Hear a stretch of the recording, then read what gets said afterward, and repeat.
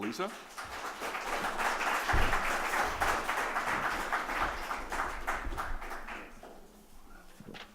Okay.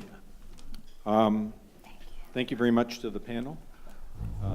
We're going to just, Phil and I are just going to make a few concluding remarks and acknowledgements. So I think we'll start with Phil, and then I will finish.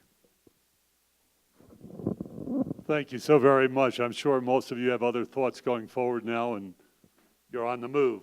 However, before we get to that stage of departure, we want to share with you what you shared with us. And hopefully we can take the experience over the last 2 days and not say that this is the conclusion for today, but the start for tomorrow. So let me give you some thoughts. They've been scripted a little bit, but then we can open it up a little bit on what we thought came out of the last 2 days. And if any of you really want to challenge, go right for it. The Western rural health poverty issues have been ignored by many of the urban South suburban West. So much more concentration has been put on urban rural West than in rural West. 2, that local engagement in and with rural communities is critical to success. So we really have to get right down to the basics in both directions. So we have to engage them, and they have to engage us, and the word trust becomes mission critical, that there has to be a trust in collaboration, communications, and messaging becomes really that much more important. That there are some best practices which need to be studied further for prospects of scaling up and applying in different settings. I would take that a little further. There are some things that haven't worked. So somehow if we could get a repository on the different issues and integrate the different issues, whether it's land, water, fire, health, then it'd be really important to know what is occurring, how it's been resourced, who the leaderships are, and how do we go to the future with that. 4, that the efforts has to be spread both upstream and downstream. And I must admit those are new words for me in my vocabulary. So hopefully you all know that upstream deals with more personal preventive measures, and downstream is more critical health issues. That we understand how to do these behaviors. And for me, it's very important that people have to be motivated and be engaged in personal behavioral changes to make a change in their own life. And it has to be customized and personalized to each and every one. So it's one and all, not just all, because it's hard to do that. That there are some unique aspects of rural health: isolation, remoteness, interaction with public lands, strong ethics of individuality, freedom, and suspicion of authority. So for us, we have to recognize that they're here. We've had years and years of this sort of culture, and now for a culture of health, we're going to have to explore how to make sure that we can recognize it and move forward with that, because what's been doing for the last couple of 100 years may need some change for the future. So we can't just repeat the policies that are there, but try to interact on them. And that climate adaptation will be a future challenge for rural population, will require regional collaboration. So we actually see, as we move forward, we have to deal with change on an individual level, change on a community level or the village level, on a regional level, and also there's an interaction with the national and the global situation. So it's our hope that this is the start of working towards a healthier rural West. It's not going to happen overnight. Some of us will have to have a little bit more inherent patience day by day to make it happen. But with all of you, and going forward, we will get back to you some summary of this. We will get back to you a video, and we will hope that you collectively have a personal commitment to our efforts, and also a give and take. So as we go forward, we want to hear what you think. So whether you've been asked about what you think is innovative now or change or what you learned, please reinforce it through finishing your survey and getting in contact with us, because you're the success that's going to make this happen. It's not just 1 or 2 people. This has to be a major collective effort with sustainability. So all of us can't say it's going to happen tomorrow or the next day. It's going to take years and years. But if we start with some definable smaller projects in some definable areas, grow on that, get a repository of information and data, quality data, quantitative data, and bring in another wave of leadership with the millennials. So we have to absorb more of them in the crowd. So that's my slightly spiritual, motivational chat for the end. And hopefully, if any of you have critiques on it, go for it. And I can't thank you. I can't thank Stanford. The staff here was phenomenal for putting this on. And thanks to the School for Advanced Research, Michael, for hosting this. And all of you have participated. And also, thanks to the videographers, who I really feel a closeness to. And we're going to take your work and move it to the next level. Thanks a million.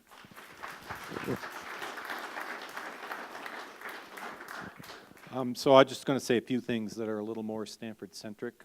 So for those of you who don't have anything to do with Stanford, please be patient. But I think one of the questions that we wanted to ask is, what's our role in all this? And I think as Phil outlined, there are lessons about this in terms of making sure that we engage with local communities in terms of getting their input and working with them. But also that this, and this is something that I think David Kennedy saw 5 years ago, the importance of creating this sort of collaboration across organizations in the region, that we don't see ourselves as anything more than a convener and in some areas trying to take the initiative, but obviously this collaboration with the different universities, different nonprofits, different organizations, the news media, and all these different states is really what you have to do, because the problems increasingly are regional. They're not just within a state, not just within a county. So just, I think from last night's discussion that we had, I think this notion, and it came through with a lot of the groups, of the importance of getting people's attention to the problem. That's going to be important in terms of getting public opinion support. It's important to getting stakeholders involved in any of the meetings that we might want to have. And so I think we finished appropriately with the press.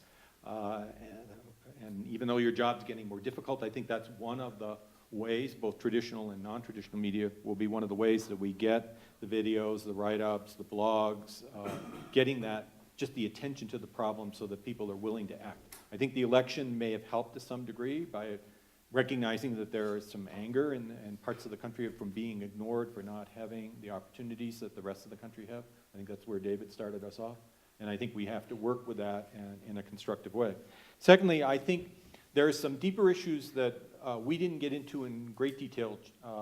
The other Charles brought up in terms of, but also Charles Sorensen, actually both the Charles brought up, which is this whole issue of the incentives that are built into the way we pay, compensate, and reward people within the medical community.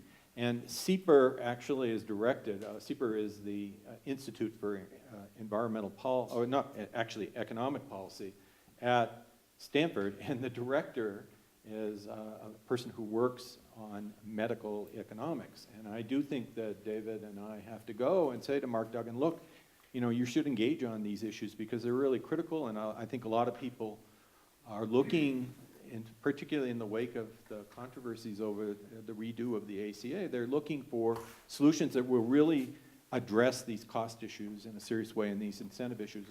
We can do all this other great stuff, but if we don't fix those incentives, was the message I heard from both the Charleses, we're not going to get very far.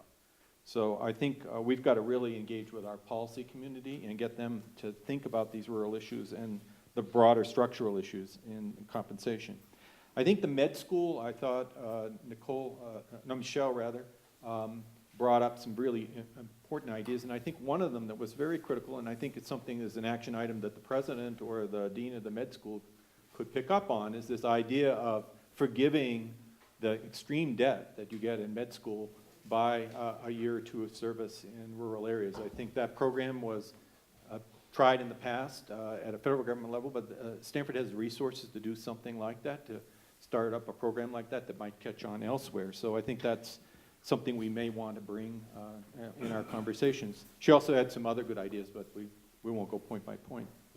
I think Henry represented the bioengineering. So at Stanford, there's this tremendous design, it's called D-School Creative Engineering, where you're trying to create low-cost technological solutions to detecting tropical diseases or measuring medical conditions or monitoring or reminding people, whether it's apps or whatever.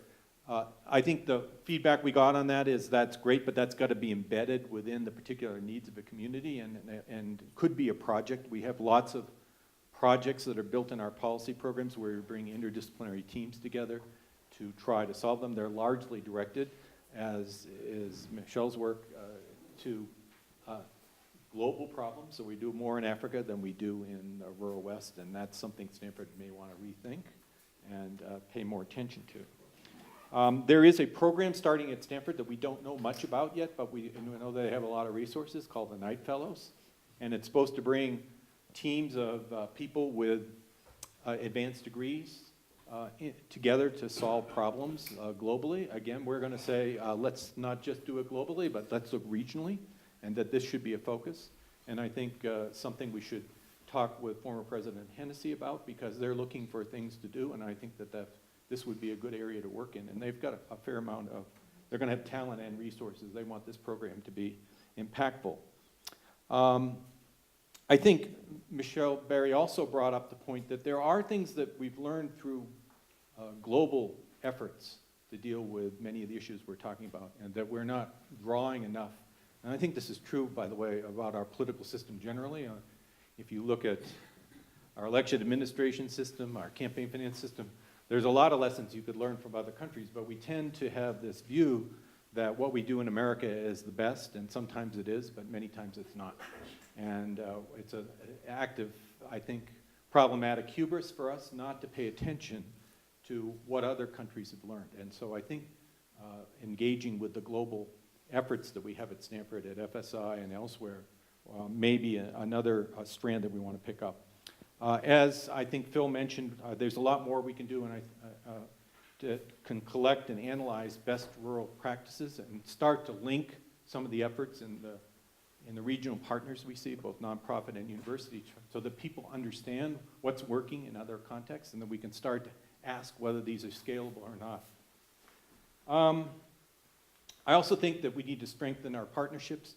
The Rural West is a start to that. I think we need to think a little bit more about how, in between the year that lapses between one Rural West and another, how do we strengthen these partnerships? And I think one good place to start is with Utah, the University of Utah, because that's where the Rural West program began, and I think California and Utah can be places where we start with some of our innovative solutions, and then as we strengthen our partnerships throughout the West, we can work with other institutions. So I think starting where our strengths are, which as a university tend to be expertise and convening capacity, and then I think building with the partners that we know best is a good start point.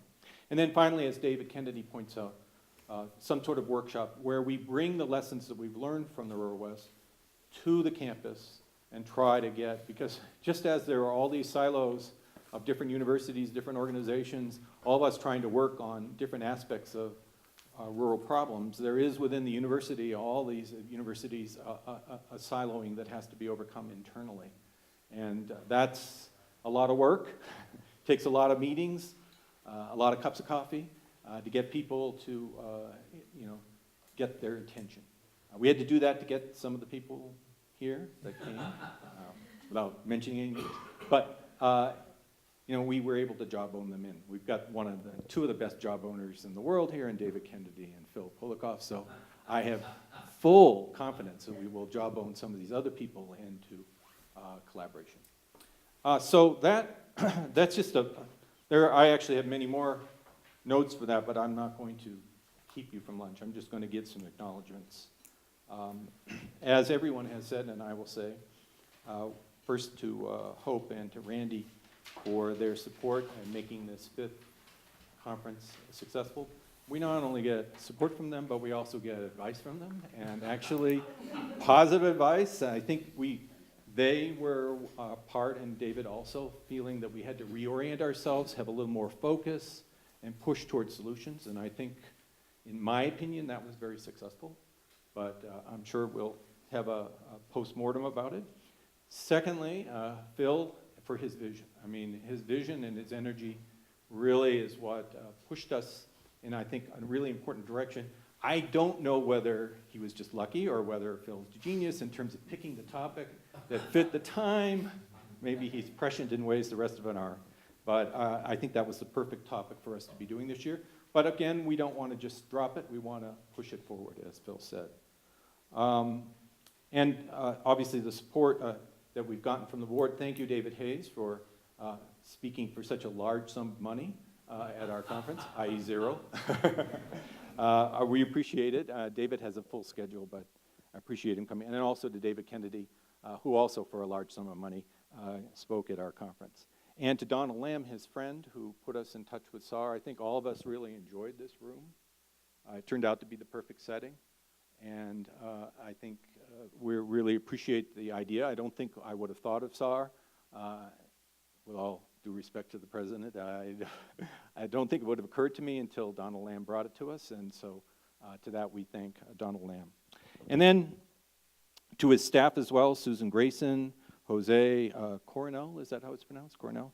Doug Dearden and Miriam Kolar. We really appreciate all the interventions and the constant shuffling around to make it work. And the same to Jeff. I mean, poor Jeff, he has to tweet, he has to keep track of things, he has to write things up. And then, oh, by the way, when the computer goes down, Jeff's got to be there. So we don't give enough to Jeff. We need to give more jobs. And then, of course, to Preeti for the work that she did in putting this program together. We're really appreciative of that. And to Jessica, you never want to be on the other side of the bargaining table with Jessica. She is the world's best bargainer, I just tell you. But she handled all the logistic arrangements, and we're very appreciative of that. And then finally, to our graduate students, one in absence, he's gone off already, Henry.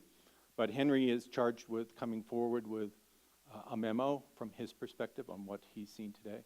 And to Sharon, who is unfortunately, as a graduate student in political science, enslaved to me, but Sharon, I think, really has appreciated coming to New Mexico. She's never been. She was born in China, so this is all relatively new. I've asked her whether there are any issues with rural China that are similar, and she said, oh yeah, I'm sure. I don't think she's been out of the main cities, but that's what she thinks anyway. So with that, I would just say thank you to everybody, and lunch, I believe, is a box out there waiting you with your name on it, not necessarily, but, and then some of you, don't forget that you've signed up to do the tour of the archives, and that starts at 12:30, is that right, Michael? And yeah,